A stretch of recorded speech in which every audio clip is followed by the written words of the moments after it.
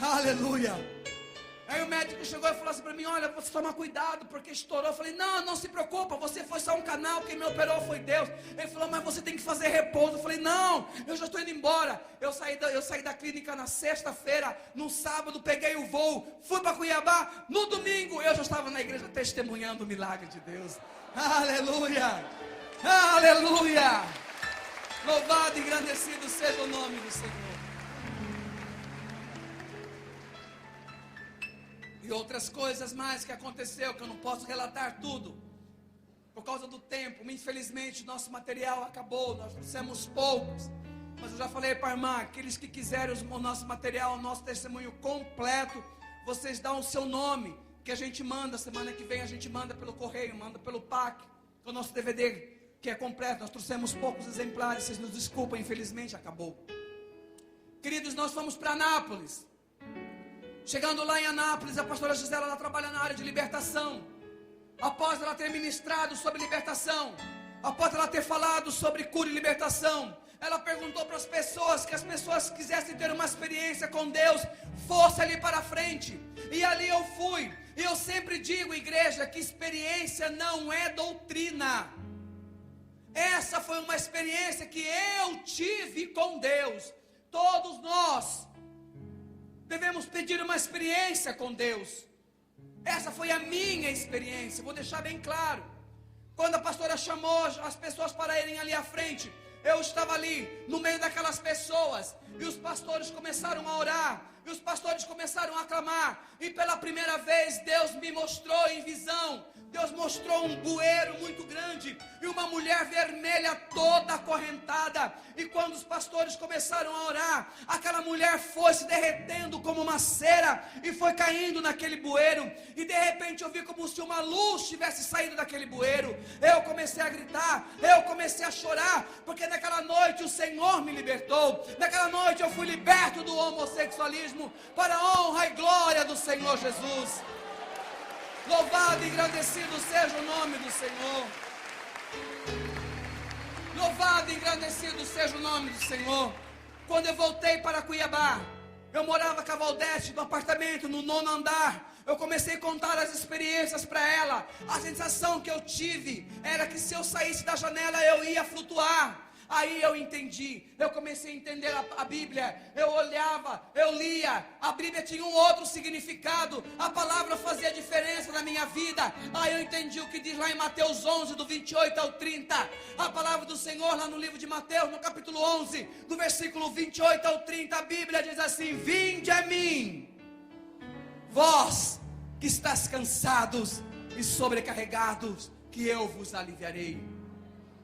Tomai sobre vós o meu jugo e aprendeis de mim, que sou manso e humilde de coração. Aleluia. Porque encontrarei descanso para a vossa alma, porque o meu jugo é suave e o meu fardo é leve. Aleluia.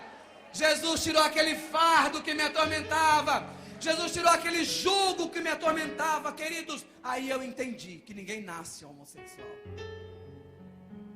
Aí eu entendi, queridos, que a homossexualidade é pecado. E se é pecado, Jesus pode libertar.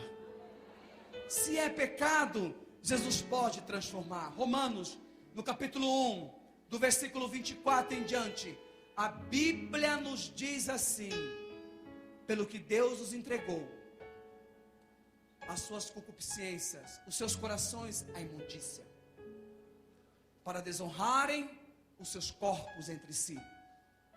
Pois mudaram a verdade de Deus em mentira, e honraram e serviram mais a criatura do que o Criador, que é bendito eternamente. Porque até as suas mulheres, deixando o uso natural, do contrário à natureza, semelhantemente também os homens, deixando o uso natural da mulher, se inflamaram em sua sexualidade, homem com homem, cometendo torpeza e recebendo em si mesmo a recompensa que convém ao seu erro. No versículo 28 de Romanos 1, a Bíblia diz assim: e como eles não se importaram de ter um conhecimento de Deus, Deus os entregou a um sentimento perverso. Olha o que a Bíblia diz. E como eles não se importaram de ter um conhecimento de Deus, Deus os entregou a uns sentimentos perversos. O que diz a palavra do Senhor lá em João 8,32? Conhecereis a verdade, e a verdade vos libertará. No versículo 36, se pois o Filho vos libertar, verdadeiramente sereis livres. Aleluia! Precisamos conhecer a Bíblia, precisamos conhecer a palavra, porque quem cura, quem liberta, quem transforma é a palavra. E ainda tem pessoas que não crêem na restauração da identidade sexual de um homem. Por quê? Estamos limitando o poder de Deus? Será que Deus ele pode fazer um paralítico andar? Deus ele pode curar um câncer? Deus pode fazer um cego enxergar? Ele não pode libertar, curar, transformar, restaurar a sexualidade de um homem? Por quê? Que Deus limitado é esse? Que Deus com poder limitado é esse? Não, queridos. Deus ele pode. Já havia homossexuais libertos desde a igreja de Coríntio. 1 Coríntios, no capítulo 1, do versículo 9. Ou 1 Coríntios 6, do 9 em diante. A Bíblia diz assim: não sabeis que o injusto não hão de herdar o reino de Deus? Aí diz lá: não erreis, nem os idólatras, nem os adúlteros, nem os ladrões, nem os efeminados, nem sodomitas, nem os avarentos, nem os bêbados, nem maldizentes, nem roubadores herdarão o reino de Deus. Você percebe que a Bíblia coloca o pecado do efeminado, do sodomita, compara como ladrão, como bêbado, como avarento, como maldizente. Quem nunca foi maldizente? Quem nunca falou mal de alguém? A Bíblia coloca o pecado da homossexualidade como qualquer outro pecado. Mas no versículo 11, 1 Coríntios 6, 11, a Bíblia diz assim: e é que algum de vós haveis